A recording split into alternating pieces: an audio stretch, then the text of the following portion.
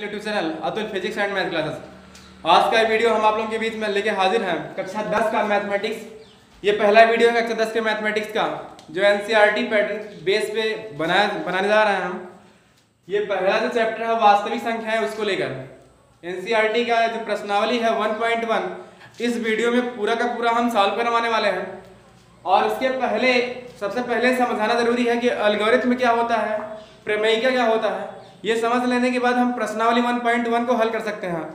और अगर हमको समझ में नहीं आता है ये चीज़ तो उसमें प्रॉब्लम हो सकती है। हमको क्वेश्चन समझने में कैसे हम हल करेंगे, उसका कैसे आंसर आएगा, कैसे पूरा उसका सॉल्व करने का तरीका क्या है, तो ये सारी चीज़ें बहुत ज़्यादा जरूरी हैं। तो एल्गोरिथम का हमने परिभाषा यहाँ पे लिखा है, प्रमेयिका का परिभाषा लिखा है, उसको हम बारी बारी से समझाते हैं। तो परिभाषा जो है ये कि एल्गोरिथम सुपरिभाषित पदों की एक श्रेणी है, मतलब ये श्रेणी के रूप में लिखा जाता है और जिसमें पद जो है वो सुपरिभाषित रहता है, जो समस्या को हल करने की विधि बताती है, मतलब एक तरीका है। और यहाँ पर क्या है, प्रमेयिका यहाँ सिद्ध किया गया कथन है जिसे दूसरे कथन को सिद्ध करने में उपयोग किया जाता है या उपयोग करते हैं। तो प्रमेयिका का हम दूसरे कथन को सिद्ध करने में उपयोग करते हैं और ये क्या है, सुपरिभाषित एक श्रेणी है जो समस्या को हल करने की तरीका बताता है, अर्थात विधि बताता है। तो इसके बाद हम आगे चलते हैं कि हम यूक्लिड का जो विभाजन प्रमेयिका है और यूक्लिड जो एल्गोरिथम है उसको हम कैसे समझते हैं। तो आगे हम हेडिंग डालेंगे यूक्लिड विभाजन प्रमेयिका, उसको समझाते हैं सबसे पहले। तो यहां से हेडिंग डाल लेंगे यूक्लिड विभाजन प्रमेयिका।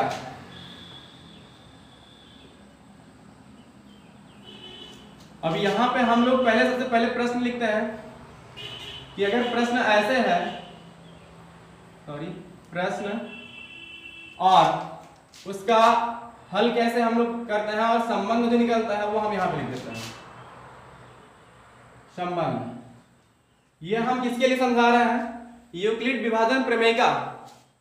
तो प्रमेयिका क्या होता है, प्रश्न मान लीजिए कि कोई भी संख्या है और एक संख्या से दूसरी संख्या में भाग देना है, तो उसका भागफल शेषफल भाजक क्या होता है, किससे संख्या से भाग दिया जाता है, तो सारी संख्याओं के बारे में जानकारी हम लोग करते हैं। तो यहां पे लिखेंगे प्रश्न कि 5 से 39 में भाग देने पर भागफल तथा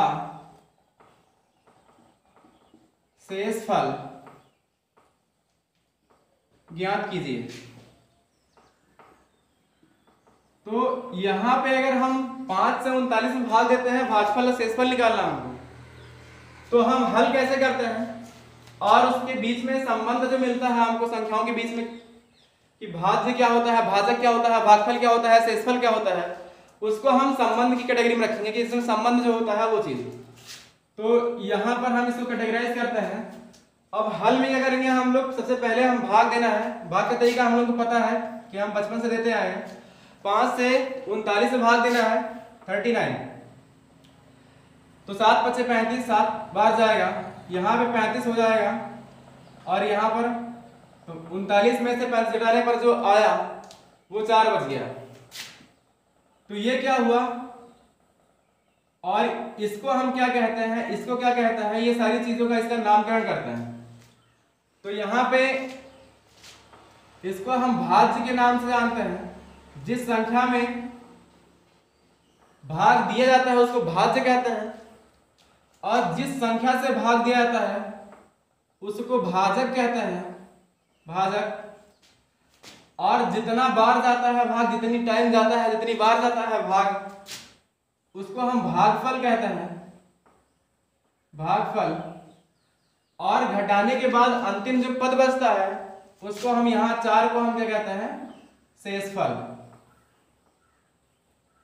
विशेष बात एक चीज यहां है, विशेष ध्यान देने वाली बात हम लिख देते हैं नोट करके कि हमेशा जो शेषफल होता है वो भाजक से छोटा होता है और 0 से बड़ा होता है या 0 के बराबर होता है और भाजक से छोटा होता है हमेशा, तो यहाँ पे 4 को लिख सकते हैं कि ये 0 से बड़ा हो सकता है, बराबर हो सकता है। लेकिन इसकी कंडीशन क्या होती है कि हमेशा वो 5 से जिससे भाग दिया जाता है उससे हमेशा छोटा रहेगा। यहाँ पे बराबर नहीं है, इसलिए हम यहाँ पर बराबर का यूज नहीं कर सकते हैं। तो 0, यहाँ पे जो 4 है वो 5 से छोटा है और 0 से बड़ा है। लेकिन कोई भी संख्या जो शेषफल होती है उसके लिए अगर मान लेते हैं कि कोई शेषफल संख्या जो शेष आता है वो r है, तो उसके लिए कंडीशन होती है कि वो 0 हो सकता है, 0 के बराबर हो सकता है, और जिस संख्या से भाग देते हैं हम उस संख्या से हमेशा क्या होता है, छोटा। तो ये किसी भी भाग को देने का जो नियम है और जो शर्त है वो ये चीज है कि जो उसका शेषफल है वो भाजक से हमेशा छोटा होना चाहिए, 0 से बड़ा होना चाहिए या 0 के बराबर हो सकता है। अब इसमें संबंध क्या मिलता है, वो संबंध हम लोग यहाँ लिखते हैं। संबंध से क्लियर हो जाएगा कि इस भाजक में भाज्य में, भागफल में और शेषफल में क्या संबंध है। तो चूंकि भाजक जो है वो 5 है, भाज्य जो है 39 है, भागफल 7 है और शेषफल क्या है, 4 है। तो यहां से हमको एक संबंध मिल जाता है कि भाज्य बराबर भाजक गुणे भागफल प्लस शेषफल। अब अगर इस पर हम ये चीज रख के चेक करें कि क्या भाज्य बराबर भाजक गुणे भागफल प्लस शेषफल होता है कि नहीं होता है, तो यहां से ये चीज हम लोग देख सकते हैं कि भाजक क्या है, भाज्य क्या है, भागफल क्या है, शेषफल क्या है, उसको समझते हैं यहाँ पे।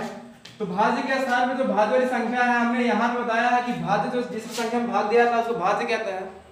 तो यहाँ पे 39 हो जाएगा। और भाजक क्या है, जिस संख्या से भाग दिया जाता है, तो यहाँ पर हम किस संख्या से भाग दे रहे हैं, 5 से। और जितनी बार हम भाग ले जाते हैं, 7 बार ले गए, यहाँ पे भागफल हो जाता है वो। और यहाँ अंत में जो शेष बचता है वो 4 है, उसको इसके स्थान पर रख देते हैं। और इसको सॉल्व करके अगर हमको दोनों पक्ष बराबर मिलता है, दोनों साइड, तो हम कह देते हैं कि ये जो संबंध हमने लिखा है कि भाज्य बराबर भाजक गुणे भागफल प्लस शेषफल, ये संबंध हम लोगों का यहाँ स्पष्ट हो जाता है क्लियर कि ये चीज जो संबंध है वो सही है।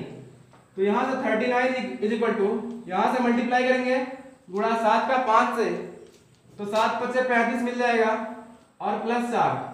अब यहाँ हम पा रहे हैं कि 35 में 4 जोड़ेंगे तो 39 आ जाएगा। तो ये दोनों साइड बराबर हो जाएगा, 39 और इस साइड में भी 39।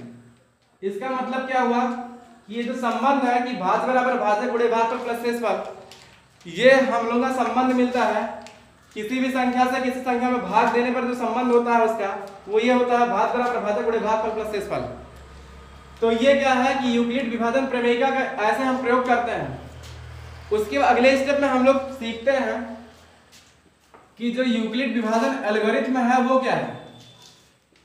तो किसी भी संख्या, दो संख्याओं का मासा, यहां से हम दो संख्याओं का मासा भागफल से निकाल सकते हैं और अंतिम में जो भाजक होता है वही उसका महत्तम समापवर्तक होता है। अब यहां पे हम यूक्लिड विभाजन एल्गोरिथ्म का पर डिस्कस करते हैं कि एल्गोरिथ्म क्या होता है। एल्गोरिथ्म तो यूक्लिड विभाजन एल्गोरिथ्म का प्रयोग दो संख्याओं के महत्तम समापवर्तक को निकालने के लिए किया जाता है, दो संख्याओं के मासा। तो यहां पर लिख देते हैं कि मान लीजिए, माना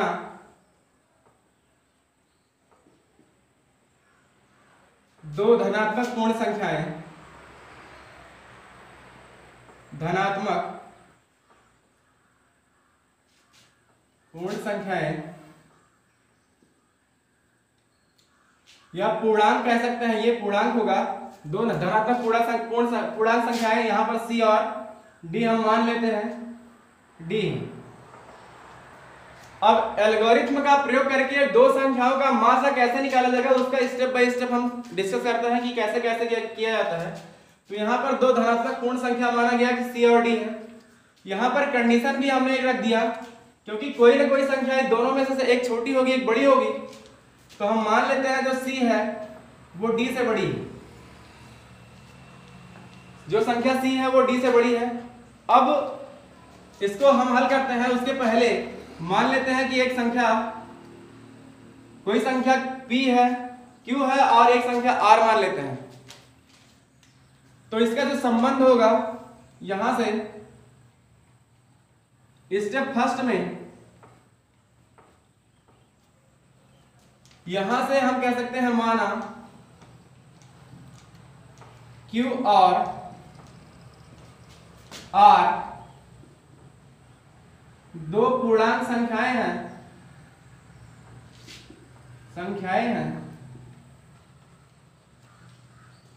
और इस प्रकार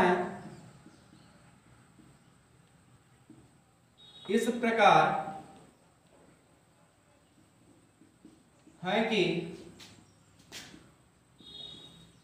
C is equal to D के साथ मल्टीप्लाई Q का हुआ है प्लस R का हुआ है। तो एक तरह से हम देखते हैं तो भाज्य बराबर भाजक गुणे भागफल प्लस शेषफल ही लगा है यहाँ पे, और अगर ये जो R है वो उसकी एक कंडीशन हमेशा होती है कि वो ये तो 0 से बड़ा होगा तो बराबर होगा, और जिस संख्या से भाग दिया जा रहा है उस संख्या से हमेशा छोटी होती है, तो ये कंडीशन होता है। अब यहां पे हम मासा हम D को कहते हैं कि मासा C और D का, C और D का D होगा, लेकिन ये कंडीशन तब है जब R बराबर 0 मिल जाएगा हमको। देखिए हमने क्या कहा कि दो संख्याएं हैं C और D जिनमें C बड़ी है D से, तो यूक्लिड विभाजन का प्रमेय का प्रयोग करके, यूक्लिड विभाजन प्रमेय का प्रयोग करके हमने लिखा C is equal to D Q plus R, जहां पर Q भी और R भी एक पूर्णांक है, तो और R का जो कंडीशन होता है वो शेषफल होता है, तो या तो 0 से बड़ा होगा या तो बराबर होगा, और हमेशा भाजक से छोटा होता है। तो ये कंडीशन, ये मैथमेटिकल रूप है, मैथमेटिकल भाषा इसको कह सकते हैं कि 0 is less than R equal to R less than D. D से हम भाग दे रहे हैं, यहां पर भागफल जो है वो Q है और जो शेषफल R है, और यहां पर हम इसको कह सकते हैं भाज्य C है। इसके अगले स्टेप में देखिए ये पूरा स्टेप एक के बाद एक क्रमशः चलता रहता है। स्टेप सेकंड में क्या होगा, स्टेप सेकंड कहते हैं कि यदि यहां पे अगर R का मान शून्य नहीं होता है, यदि R is equal to not 0 होता है, तो यही क्रम हम आगे बढ़ाते हैं।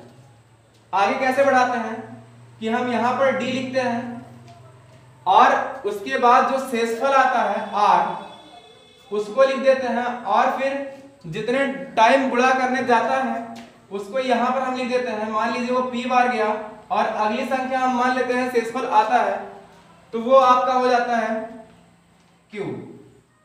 अब यहां पर यदि अब लिखते हैं कि यदि Q इज इक्वल टू 0, यदि Q का मान 0 हो गया तो R इज इक्वल टू क्या हो जाएगा, मात्रक समापवर्तक संख्या C और D का। और अगर यहां भी शून्य नहीं होता है, तो यहां भी अगर शून्य नहीं होता है तो ऐसे ही लगातार हम क्रम से करते जाते हैं, तो हमको जहां पर भी शेषफल शून्य मिलता है उस पद में जो हमको भाजक मिलता है, वही जिस संख्या से हम भाग देते हैं वही संख्या क्या हो जाता है, महत्तम समापवर्तक। तो अगले स्टेप में हम लोग चलते हैं कि ये सारा स्टेप जो है सीखने का है तरीका। जैसे ही हम पहला क्वेश्चन और सेकंड क्वेश्चन यहाँ से स्टार्ट करते हैं हल करना, तो यहाँ से सारा का सारा क्लियर हो जाएगा कि हम कैसे यूक्लिड विभाजन एल्गोरिथ्म का हल करके, मतलब इस सिद्धांत का प्रयोग करके हम लोग कैसे किस क्वेश्चन को हल करते हैं और कैसे उसका आंसर आता है। तो इसको हम मिटा के अब लिखते हैं, क्वेश्चन प्रश्नावली 1.1 पर चलते हैं और इसको हल करते हैं एक के बाद एक। जितने भी क्वेश्चन है आज इस वीडियो में हम पूरा कर देंगे, तो सारे क्वेश्चन को हम लिखते हैं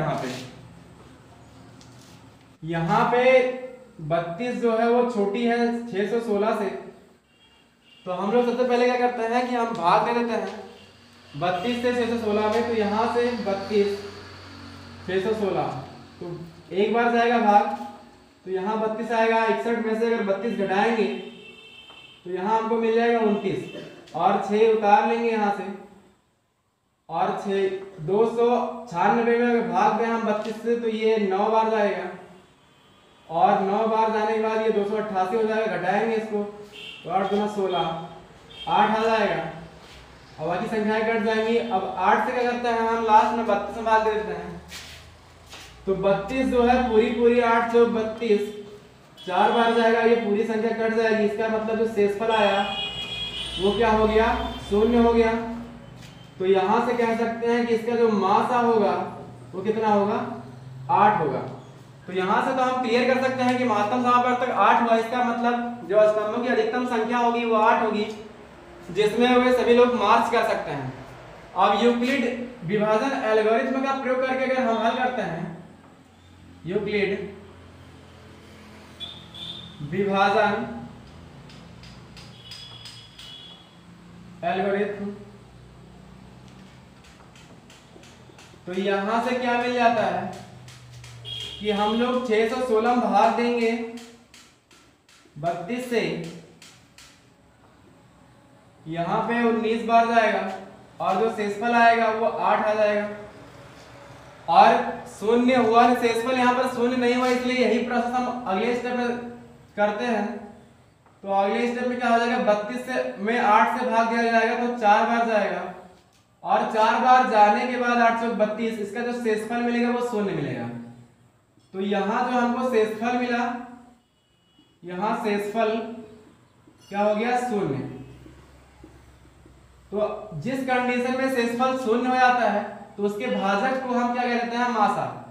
अतः यहाँ पर इसका जो मासा होगा, अतः महत्तम समापवर्तक जो होगा वो 8 होगा। तो यहाँ पर क्या कह रहा है कि उन स्तंभों की अधिकतम संख्या क्या है जिसमें वे मार्च कर सकते हैं। तो यहाँ पर लिख सकते हैं कि अतः स्तंभों की अधिकतम संख्या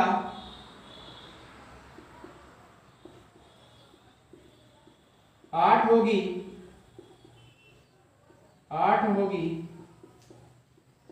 जिनमें वे मार्च कर सकते हैं।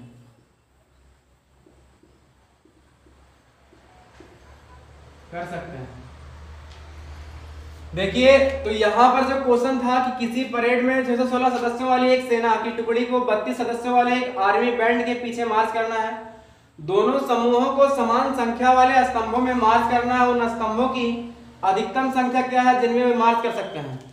तो अधिकतम संख्या जब कभी भी ज्ञात करना होता है हम लोगों को ऐसे क्वेश्चन में, तो वहां पर हम लोग उन दोनों संख्याओं का महत्तम समापवर्तक निकाल देते हैं और महत्तम समापवर्तक जो आता है वही उनकी संख्या हो जाती है कि किसमें वो मार्च कर सकते हैं, कितने स्तंभों में मार्च कर सकते हैं। तो यहाँ पर जो आंसर आया कि 8 स्तंभों में वो लोग मार्च कर सकते हैं।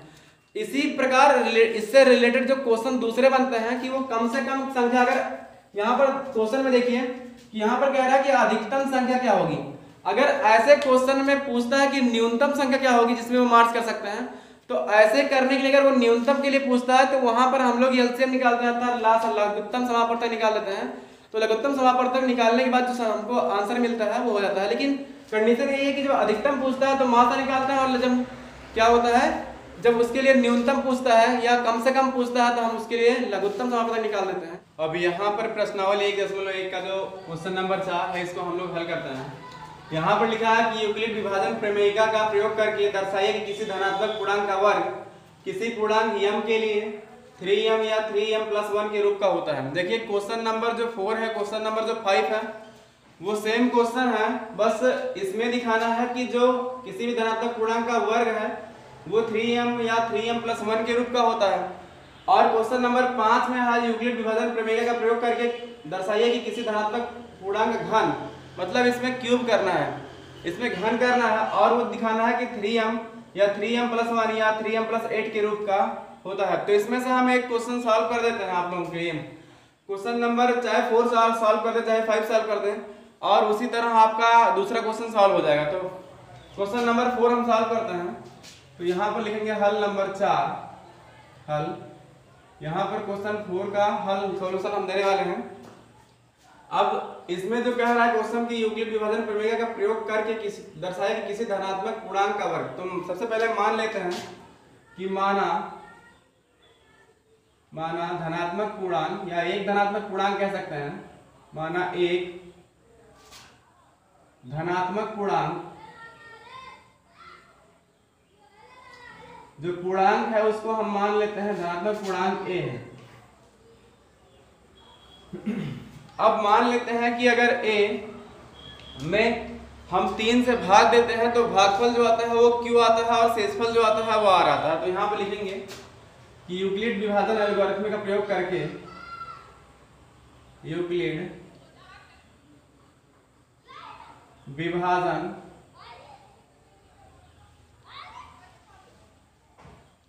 एल्गोरिथम का प्रयोग करने पर माना a में 3 से भाग देने पर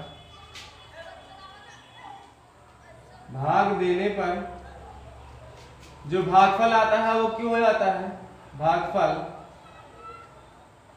क्यों तथा शेषफल r है। अब यहाँ पे मान लिया गया कि अगर a में हम 3 से भाग देते हैं तो जो भागफल होता है वो q होता है और शेषफल जो होता है r होता है। तो उसका जो लिखने का तरीका है एल्गोरिथम के माध्यम से हम लिख सकते हैं a इज इक्वल टू 3 के साथ में q और प्लस r। यहाँ पर जो r है वो शेषफल है, r is equal to शेषफल।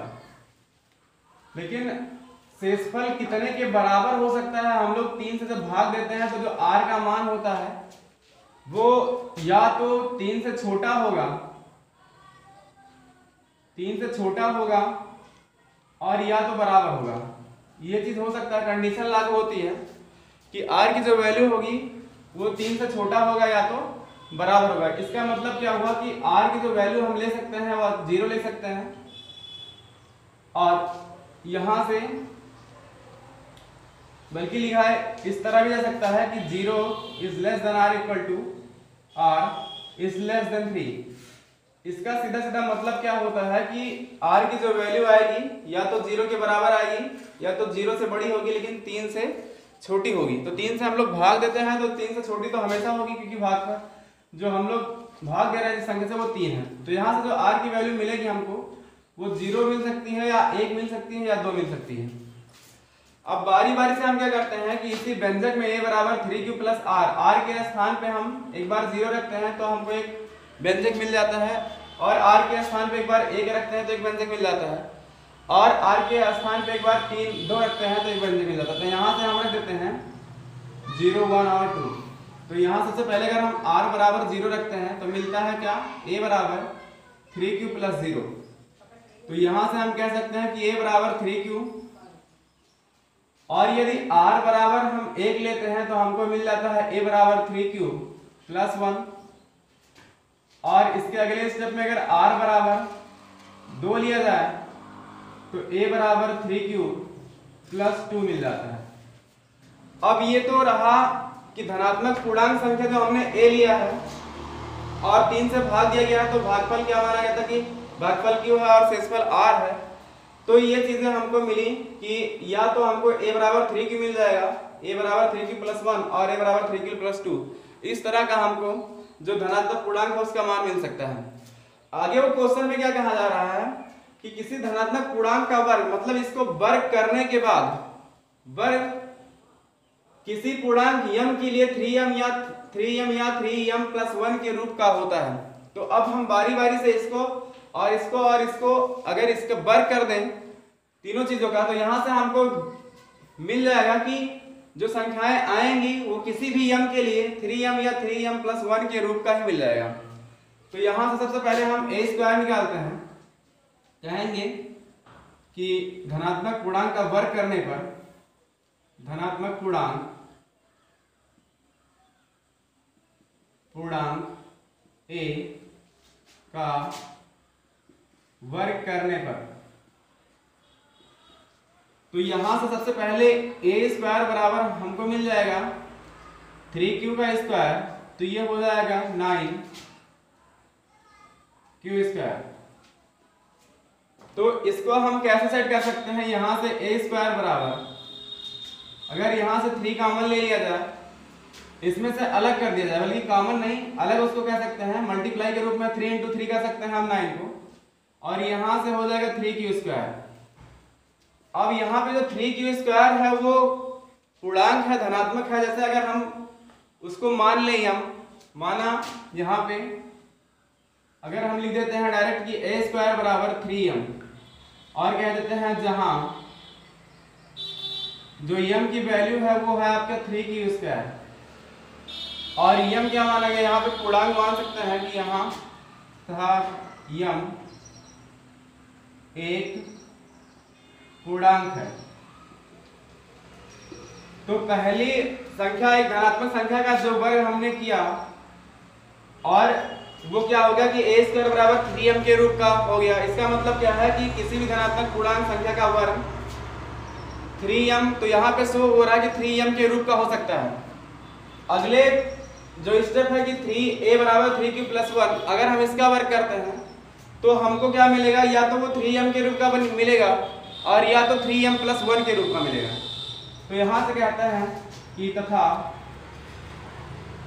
a बराबर 3q प्लस 1 का वर्ग करते हैं, वर्ग करने पर तो ये हो जाएगा a स्क्वायर बराबर 3q प्लस 1 का होल स्क्वायर। अब यहां से a प्लस b का होल स्क्वायर का फार्मूला लग जाएगा, तो यहां से मिल जाएगा 9q स्क्वायर प्लस 1, और प्लस के साथ में मिल जाएगा 2 इंटू 3q इंटू 1। इसको सॉल्व करेंगे तो 9 के साथ q स्क्वायर, और यहां से इस वाले टर्म को सबसे पहले लिख लेते हैं हम, तो 6q आ जाएगा, और लास्ट में प्लस 1 लिख देते हैं। अब यहां से हम लोग को क्या मिल सकता है, यहां से अगर हम 3 कॉमन ले लेते हैं तो यहां मिल जाएगा 3 के साथ में q स्क्वायर और प्लस 2q प्लस 1। अब यहाँ पे ये चीजें अगर लिख देते हैं हम 3q स्क्वायर प्लस 2q के रूप को मान के m, इसको m मान लिया जाता है तो ये प्लस 1 हो जाएगा। तो यहाँ पर हो जाएगा a स्क्वायर बराबर 3m प्लस 1, जहाँ m की जो वैल्यू है m बराबर ये हो जाएगा 3q प्लस 1, और एक धनात्मक पूर्णांक, एक धनात्मक पूर्णांक। तो ये दो चीजें हमने सिद्ध किया कि a बराबर 3q को लेके उसका वर्ग किया, तो यहाँ पे a स्क्वायर का वर्ग मतलब किसी भी धनात्मक पूर्णांक का वर्ग जो आया वो 3m के रूप का आया। जब a बराबर 3q प्लस 1 लिया गया, इसका वर्ग किया गया, तो वो a स्क्वायर बराबर 3m प्लस 1 के रूप का है। इसका मतलब क्या हुआ कि जब किसी भी धनात्मक पूर्णांक का वर्ग किया जाता है तो वो 3m के रूप में आता है या 3m प्लस 1 के रूप के आता है। और इसमें एक टर्म जो हम लोगों के लिए अभी ये बचा है कि इसका वर्ग करने पर क्या आता है, तो उसको भी हम कर देते हैं यहाँ पे। तो ये क्या है कि a बराबर 3q प्लस 2, इसका वर्ग करने पर यहां से मिल जाएगा a स्क्वायर बराबर, यहां पर हो जाएगा 3q प्लस 2 का स्क्वायर होल स्क्वायर। इसको खोलेंगे तो ये 9 के साथ q स्क्वायर आएगा, प्लस ये आ जाएगा 2ab, या इसको b स्क्वायर कर देते हैं 4, और प्लस में आएगा 2 के साथ में 3q प्लस 2। इसको थोड़ा सॉल्व करते हैं तो 9q स्क्वायर प्लस 4 प्लस ये हो जाएगा 12, 12 के साथ में q। अब इसको थोड़ा सेट करके लिखते हैं 9 के साथ q square plus 12q plus 4 को तोड़ के लिख देते हैं 3 प्लस 1, और इसके पहले 3 पद में हम 3 कॉमन ले लेते हैं, तो यहां से क्या मिल जाएगा 3q square plus 4q plus 1 और प्लस 1। तो ये स्क्वायर बराबर आ गया, ए स्क्वायर बराबर यहां से मिल जाएगा 3 और यम प्लस 1, जहां पे यम का जो वैल्यू माना गया है यहाँ पे यम बराबर 3q square plus 4q plus 1 इतनी चीजें हुई। तो इसका मतलब क्या हुआ कि इसका भी अगर हम लोग वर्क कर दिए तो हमको 3m प्लस 1 के रूप में मिल गया, जहां पर m का जो मान है वो 3q square plus 4q plus 1 का, और ये भी एक धनात्मक पूर्णांक ही है। तो इससे सिद्ध होता है कि किसी भी धनात्मक पूर्णांक का अगर हम लोग वर्क करते हैं तो वो या तो 3m के रूप का मिलता है या तो 3m प्लस 1 के रूप का, यहाँ पर भी 3m प्लस 1 के रूप का मिलता है। सेम क्वेश्चन नंबर 5 जो आपका है वो ऐसे ही है, बस इसमें क्या करना है कि यहाँ पर भी मानना है एक धनात्मक पूर्णांक a है, और यूक्लिड विभाजन एल्गोरिथम का प्रयोग करने पर जो करके यहाँ पर सारी चीजें सेम लिखनी है। a में 3 से भाग देने पर भागफल q और शेषफल r आएगा, बस उसमें। और इस क्वेश्चन में अंतर क्या है कि यहाँ पर जो हम लोगों ने वर्क किया है कि a स्क्वायर बराबर इतना करके, तो वो उसमें जो 3 स्टेप आने वाले हैं ऐसे a बराबर 3q, a बराबर 3q प्लस 1 और a बराबर 3q प्लस 2, उसका क्यूब कर देना पड़ेगा। अब क्यूब घन मतलब घन करने के बाद वो या तो 9m या 9 प्लस 1 के रूप में और या 9 प्लस 8 के रूप का बन जाएगा। एक बार इस क्वेश्चन को मैं फिर से समझा देता हूँ और इसी के आधार पे आप लोग क्वेश्चन नंबर 5 सॉल्व कर लीजिएगा। कि यहाँ पर क्वेश्चन क्या करता है कि यूक्लिड विभाजन प्रमेय का प्रयोग करके दर्शाइए कि किसी भी धनात्मक पूर्णांक का वर्ग किसी पूर्णांक m के लिए 3m या 3m प्लस 1 के रूप का होता है। तो सबसे पहले एक धनात्मक पूर्णांक मान लेगा कि माना धनात्मक पूर्णांक a है। अब यूक्लिड विभाजन एल्गोरिथम का हम लोग प्रयोग करते हैं और माना कि a में 3 से भाग देने पर जो भागफल है वो a है, यहाँ पर भागफल q मान लिया गया, और जो शेषफल माना गया उसको r मान लिया गया। अब जो हम लोग यूक्लिड विभाजन एल्गोरिथम का जो भाज्य बराबर भाज्य गुणे भागफल प्लस शेषफल होता है उसका रूल लगा के a बराबर 3q प्लस r लिख दिया गया। चूंकि 3 से भाग दिया जा रहा है इसलिए r का जो मान आएगा वो 3 से छोटा होगा, मतलब कहाँ से होगा, या तो 0 के बराबर होगा या 1 होगा या तो 2 होगा, लेकिन 3 से वो हर हाल में छोटा होता है। तो यहाँ से जो r की वैल्यू संभावित वैल्यू मिलती है वो r बराबर 0 मिल जाता है, 1 मिल जाता है, 2 मिल जाता है। अब बारी बारी से a बराबर 3q प्लस r का जो व्यंजक है उसमें r के स्थान में बारी बारी से एक बार 0 एक बार 1 एक बार 2 रखते हैं। तो 0 रखने पर a बराबर 3q मिल जाता है, 1 रखने पर a बराबर 3q प्लस 1 मिल जाता है, और 2 रखने पर r के स्थान पे a बराबर 3q प्लस 2 मिल जाता है। तो ये तो हुई धनात्मक पूर्णांक की बात की। देख धनात्मक पूर्णांक को हम 3q या 3q प्लस 1 या 3q प्लस 2 के रूप में ये तो लिख दिया गया। उसके बाद इसमें कहा गया है कि अगर धनात्मक पूर्णांक का वर्ग करते हैं तो वो तो 3m या 3m प्लस 1 के रूप का बनेगा। तो ये धनात्मक पूर्णांक जो a है 3 स्टेप में आया है, उसका हम बारी बारी से वर्ग करते हैं। तो a स्क्वायर बराबर 3q स्क्वायर, तो यहाँ से 9q स्क्वायर मिल गया हमको। यहाँ से 9 को तोड़ दिया गया तो 3 इंटू 3q स्क्वायर, तो यहाँ से क्या मिल गया 3q स्क्वायर को m के रूप में मान लिया गया, तो धनात्मक एक पूर्णांक बनेगा वो बन जाता है। तो यहाँ से a बराबर 3m मिल जाता है, a स्क्वायर बराबर 3m मिल जाता है हमको। अगले स्टेप में a बराबर 3q प्लस 1 का वर्ग करने पर a स्क्वायर बराबर 3q प्लस 1 का होल स्क्वायर मिल गया। तो a प्लस b के होल स्क्वायर से यहाँ फार्मूला लिख देते हैं हम कि इसका फार्मूला होता है a प्लस b का होल स्क्वायर, चूंकि करके ये होता है a square plus b square plus 2ab। तो यहाँ से खोला गया इसको ब्रैकेट को, तो ये a स्क्वायर मतलब 9q स्क्वायर आ गया, b स्क्वायर मतलब 1 का वर्ग 1 ही होता है, 2ab के स्थान पे 2 इंटू 3q प्लस इंटू 1 मिल गया। इसको सॉल्व करने पर 9q square plus 6q plus 1 मिल गया। यहाँ से पहले 2 स्टेप में हमने 3 कॉमन ले लिया और जो बचा उसको ब्रैकेट में करके 3q स्क्वायर प्लस 2q, और इस सारी वैल्यू को जो 3q स्क्वायर प्लस 2q उसको m के रूप में दर्शाया दिया गया, जो भी एक धनात्मक पूर्णांक है।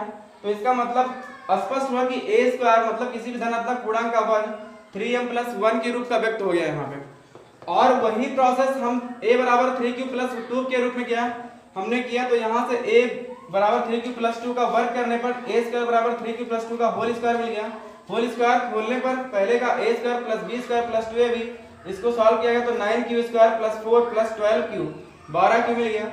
और इस 4 को हमने तोड़ के लिख दिया 3 प्लस 1, 3 धन 1 में तोड़ के लिख दिया गया। और पहले 3 पदों से 3 कॉमन लेने के बाद मिल गया 3q square plus 4q plus 1, और इस 3q square plus 4q plus 1 को इतना यम के रूप में हम दर्शा दिए कि इतना जो एक धनात्मक पूर्णांक है और उसको हमने यम मान लिया। तो इसका सीधा सीधा मतलब ये हुआ कि एक धनात्मक पूर्णांक जो ए लिया गया था उसका वर्ग 3m प्लस 1 के रूप में हो गया। तो इससे स्पष्ट हो जाता है कि किसी भी धनात्मक पूर्णांक का वर्ग करने पर या तो वो उसका वर्ग 3m के रूप का आएगा या तो 3m प्लस 1 के रूप का आएगा। बहुत बहुत धन्यवाद। आज का वीडियो बस यहीं तक।